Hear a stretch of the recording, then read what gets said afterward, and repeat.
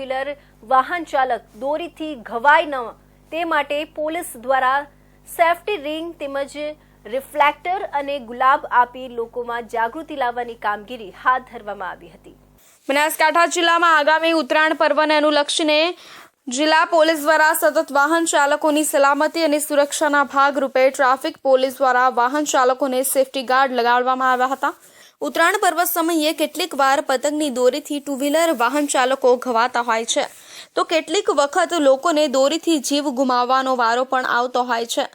ત્યારે આ અકસ્માતોને અટકાવવા અને માનવ જીવન બચાવવાના ઉમદા હેતુથી બનાસકાંઠા જિલ્લા પોલીસ પ્રશાસન દ્વારા સેફટી ગાર્ડ લગાવવામાં આવી રહ્યા છે, જેથી બનાસકાંઠામાં જાન્યુઆરી મહિના દરમિયાન ટ્રાફિક સપ્તાહની ઉજવણી પણ કરવામાં આવી છે। તેવા સમયે બનાસકાંઠા જિલ્લા ટ્રાફિક પોલીસ અને સિટી ટ્રાફિક દ્વારા ટુ વ્હીલર વાહન ચાલકો પતંગની દોરીથી ઘવાય ન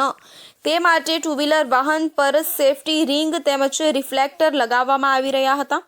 જેથી વાહન ચાલકોએ પણ પોલીસનો આભાર વ્યક્ત કર્યો હતો। આપણે 35મો માર્ગ સલામતી માસ ઉજવવામાં આવે છે, જે તારીખ 1 જાન્યુઆરીથી 31 જાન્યુઆરી 2025ના ઉજવવામાં આવે છે। આ માર્ગ સલામતી માસ દરમિયાન ખાસ કરીને ઉત્તરાયણનો તહેવાર આવે છે, એ દરમિયાન જે ટુ વ્હીલર વાહનો છે એને સેફટી રિંગ લગાડવામાં આવે છે, જેથી કરીને લોકોને જે દોરા રસ્તા ઉપર પતંગ કપાવવાથી જે દોરા નડે છે ને લોકોને ગળામાં ગંભીર ઈજાઓ થાય છે, આવી ઈજાઓથી બચી શકે એટલા માટે કરી અને સેફટી રિંગ લગાડવામાં આવે છે।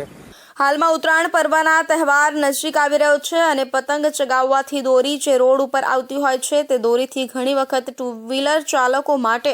જીવલેણ સાબિત થતી હોય છે, તેથી લોકોનો જીવ બચી શકે તે માટે બનાસકાંઠા જિલ્લા પોલીસ પ્રશાસન દ્વારા અનેક પ્રયત્નો હાથ ધરવામાં આવી રહ્યા છે।